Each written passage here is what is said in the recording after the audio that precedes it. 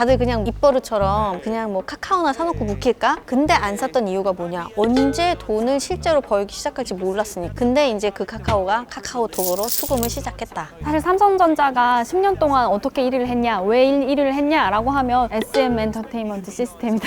SM이요? 선배 앉아도 되겠습니까? 아예 앉으세요. 감사합니다. 인사해도 되겠습니까? 네, 인사하세요. 안녕하세요, 이현입니다. 웃지 말고 다시 하세요. 네, 안녕하세요, 이현입니다. 안녕하세요, 이지상입니다.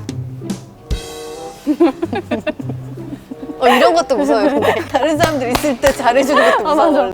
이신환 기자의 지린다 시절이 궁금하다는 분들이 있어서 잠시 재연을 해봤습니다. 그렇게 나쁜 사람은 아니었습니다. 아니야, 나쁜 사람이었습니다.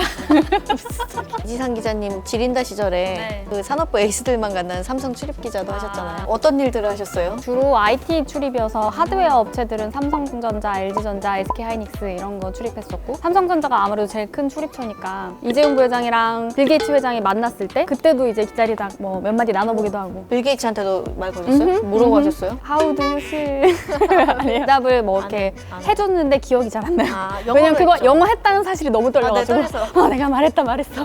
그거 하나는 기억나요. 이재용 부회장이 영어 하시네요? 약간 이런 느낌. 영어 할 수 있죠. 영어 하시네요? 이렇게 말했던 그 찰나는 기억납니다. 저희가 이제 개별 기업 얘기는 안 해봤는데 금융 얘기도 물론 중요하고 계속 하긴 하겠지만 기업에 대해서 아는 것도 정말 중요하거든요. 투자자의 입장에서 어떤 종목을 사야 될지 보는 것도 그렇고 또 일을 하고 계신 분들은 요즘 시장이 어떻게 돌아가고 어떤 트렌드가 있는지 대학생분들은 내가 어떤 데서 일을 하면 좋을까라는 측면에서도 그렇고 앞으로 그 이야기를 이지상 기자님이 계속 해주실 거예요. 원래 저희가 취업 준비할 때부터 삼성전자가 늘 한 10여 년간 1등이었던 걸로 알고 있었거든요. 근데 제일 가고 싶은 기업이 카카오래요, 이제. 그래서 저는 궁금한 게 그럼 10년 동안 1등한 삼성전자 그리고 올해 1등 카카오 둘 중에 어느 회사를 가고 싶을까? 저는 카카오, 삼성전자에서 뭐 일을 못 할 것 같아, 내가. 저는 삼성전자 갈 것 같아요. 왜요? 태어나서 한 번쯤은 세계 1등에서 일해보고 싶다. 야망. 그래서 못 할 것 같아. 피곤해. 다 막, 난 1등. 삼성 평균 연봉 얼마인지 아세요? 얼마예요? 평균 연봉이 1억이 넘더라고요. 카카오는 돈이 짱인 것 같네, 또 이렇게 들어보니까. 돈이 다가 아니지. 카카오도 적게 주는 회사는 아니에요. 다른 가치나 다른 도전들을 할 수 있는 회사인 것 같아서 저는 카카오. 삼성맨 이런 느낌인데 카카오 크루 이런 느낌이잖아요. 사실은 두 회사가 덩치가 완전히 다른 회사예요. 그러니까 삼성전자는 한 해에 230조를 넘게 버는 회사고 카카오는 이제 작년부터 매출이 심상치 않다, 잘 번다 뭐 하는데 3조 정도 버는 데거든요. 조직 문화, 대우, 또 가능성, 이 대외적인 이미지 이런 것들 때문에 1등을 한 거겠죠.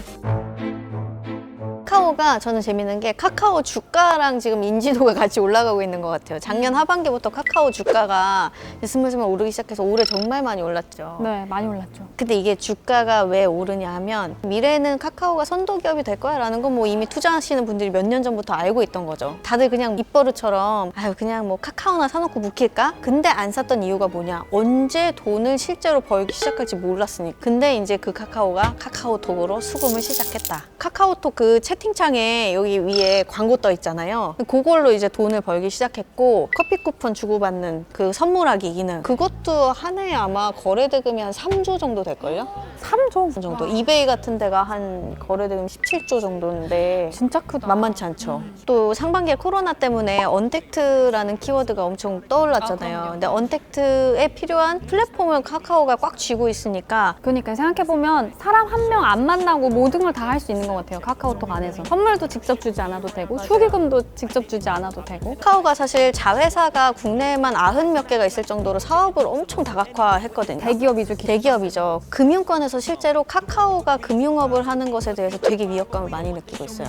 카카오뱅크는 이미 인터넷뱅크 거의 1위로 선도를 하고 있고 그리고 카카오페이에서 증권업도 시작했잖아요. 그것도 벌써 계좌 한 140만 명 열었다고 하더라고요. 이제 막 투자에 관심 갖는 청년층 중에 은행이나 증권사로 갔다가 넘어오는 게 아니라 아예 바로 카카오뱅크로 카카오페이 증권에서 파는 펀드로 시작하시는 분들도 있더라고요. 맞아요. 카카오톡이라는 서비스 자체가 개인의 생활에 진짜 밀접하게 다가와 있는 거잖아요. 근데 그 안에서 서비스를 금융으로 딱 넘어가면 너무 손쉽게 이어질 수 쉽게 있어요. 이어지지. 10년 전에 은행권에서는 국민은행 들어가는 게 진짜 최고였는데 지금은 국민은행 직원들도 막 카카오뱅크로 막 런하잖아요. 다시 안 돌아오는 걸로 기사 많이 났잖아요. 그래서 대학생들도 눈치를 챈 거죠.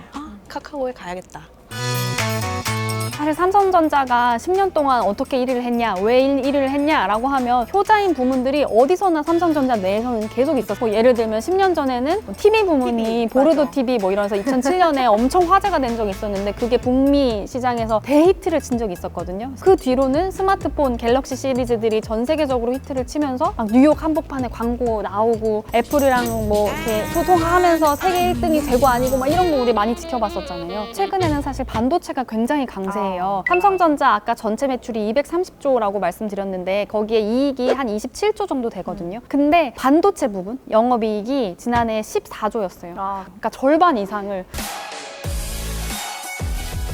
냉정하게 보면 카카오가 그 많은 사업들을 해가지고 1년 버는 거보다 반도체 판 게 훨씬 많네요. 반도체 산업을 잠깐 얘기를 드리자면 반도체는 설계부터 생산까지 다 하는 업체는 정말 많지 않잖아요. 많지 않죠. 설계만 하는 게 팹리스, 생산을 해서 불량률을 줄이는 게 굉장히 중요하니까 생산만 하는 게 파운더리, 설계부터 생산까지 전체를 다 하는 게 IDM인데 이렇게 가능한 게 삼성전자랑 SK하이닉스랑 인텔, 삼성은 그 중에서도 반도체를 굉장히 여러 가지 종류를 생산할 수 있고 수준이 굉장히 높기 때문에 전 세계 시장에서 삼성전자 반도체를 찾는 거잖아요. 삼성전자에서 나오셨어요? 죄송합니다. 아닙니다. 얼마나 공부를 하신 거예요? 아니에요. 삼성은 50년이 넘는 역사를 가지고 있잖아요. 그 역사 속에서 어떻게 컸느냐를 보면 SM 엔터테인먼트 시스템이다. SM이요? 보아의 성공으로 동방신기가 나오고 H.O.T의 성공으로 보아가 나오고 삼성전자가 딱 그래요. 하나의 주력 사업이 성공을 하면 그 돈으로 리스크 테이킹을 해서 다른 사업에 진출하는 효자 부문이라고 하는 반도체만 해도 70년대 때 서울 반도체라는 회사를 인수한 거거든요. 근데 그때도 말이 진짜 많았어요. 시장이 어떻게 될지도 모르는데 그걸 인수해서 어떻게 하려고 하냐, 너무 위험한 거 아니냐라는 얘기가 많았는데도 그렇게 투자하는 선택을 한단 말이에요. 그렇게 한 다음에 이제 1등이 될 때까지 막 치열하게 달려가고 막. 근데 이 과정 속에서 1980년대 때 그 선대 초대 회장인 이병철 회장이랑 스티브 잡스가 만난 적이 있대요. 스티브 잡스가 비행기를 타고 직접 날아와서 이 반도체 공장을 보고 애플이 아이팟을 만들었을 때 삼성 진짜 메모리 칩을 아이팟에 넣게 되면서 두 회사가 같이 발전하게 되는 그런 역사가 있었죠. 근데 이거는 한 계열사 CEO가 결정할 수 있는 게 아니잖아요. 이런 위험한 투자 같은 거는. 그러니까 당연히 오너의 선택일 수밖에 없고 당연히 명과 암이 있을 수밖에 없고. 요즘에 뉴스에 삼성바이오로직스라는 회사가 경영승계 문제 때문에 뉴스에 몇 년째 많이 나오고 있잖아요. 저도 이제 금감원에서 조사하고 금융위에서 나오고 할 때 기사도 썼었는데, 근데 그게 이제 생뚱맞게 삼성에서 바이오 회사가 왜 등장했지? 사실은 근본적으로는 미래 먹거리를 찾고 있는 건 거죠. 제가 삼성 출입을 할 때 삼성그룹은 이제부터 바이오 사업에 진출합니다라는 발표를 그때 받아 적고 기사를 썼던 기억이 나거든요. 무슨 소리야? 제약? 바이오? 라고 생각했던 게 아직도 생생히 기억나는데 삼성은 어찌 보면 역사적으로 계속 이런 걸 밟아왔던 거예요. 저는 근데 삼성전자를 들어가고 싶다는 생각을 했던 이유가 딱 하나 있기는 해요. 어떤 거요? 그러니까 삼성전자가 한국에서 대학 나오고 한국에서 공부해도 입사할 수 있는 회사인데 글로벌 스케일로 일을 하는 거예요. 맞아요. 그러면서 보면 사실은 카카오라는 회사는 아직까지는 철저히 내수 기업이죠. 지금 거의 카카오가 종합 미디어 회사가 되고 있는 것 같아요. 카카오엠이라고 하는 회사가 뭐 이병헌, 전도연 이런 막 쟁쟁한 배우들 소속사도 이 카카오 산하에 있고, 웹툰도 카카오에서 만들잖아요. 카카오 페이지에서. 이 IP 사업에 굉장히 집중하고 있는 이유가 뭐냐면 웹툰부터 그걸 또 드라마화하고 뭐 영화화하고 해서 이 콘텐츠를 해외까지 돈을 버는 수단으로 한번 개발을 해보겠다. BTS 보세요. BTS가 한국에서 활동하는 아이돌이었는데 글로벌로 확장이 되고 캐릭터 사업도 나오고 뭐 영화를 만들기도 하고 하나의 세계관이 생기면서 거기서 콘텐츠가 무한 확장이 되는 거예요. 이를테면 마블 유니버스? 카카오도 이 생각을 하고 있는 것 같아요. 그러니까 뭔가 슈퍼 IP를 만들고 싶다. 승리호라는 영화가 만들어지고 있는데 이게 좀 특이해요. 웹툰을 카카오에서 연재를 하는데 연재는 영화에서 나오는 내용 전 부분까지만 하고 비켜라 이 무능한 것들아. 저건 내 거다. The robot is highly lethal, extremely dangerous. 웹툰 게재는 이제 영화랑 같이 공개가 되는 식으로 한다고 하더라고요. 그러니까 아예 기획 단계부터 이 스토리를 어떻게 또 가공을 하고 어떻게 유통을 할지까지 구상을 한 프로젝트인 건 거죠. 근데 저 이 얘기 들으니까 되게 카카오 엄청 가고 싶어요. 그래요? 웹툰 공짜로 보려고. 아니. 기다리면 무료 안 하고 바로 보려고. 물론 그런 것도 있지만 한계라고 말했지만 내수가 내 삶 가까이에서 내가 만들 수 있는 모든 것들이 다 카카오 안에서 가능한 거죠. 할 수 있는 모든 것들을 그려내면 카카오 안에서 다 그릴 수도 있겠다? 종합 미디어를 지향하고 있거든요, 카카오가. 근데 어떤 시사 뉴스 쪽이 비어 있다. 브라이언 브라이언 잘 지내시나요? 킨즐리입니다.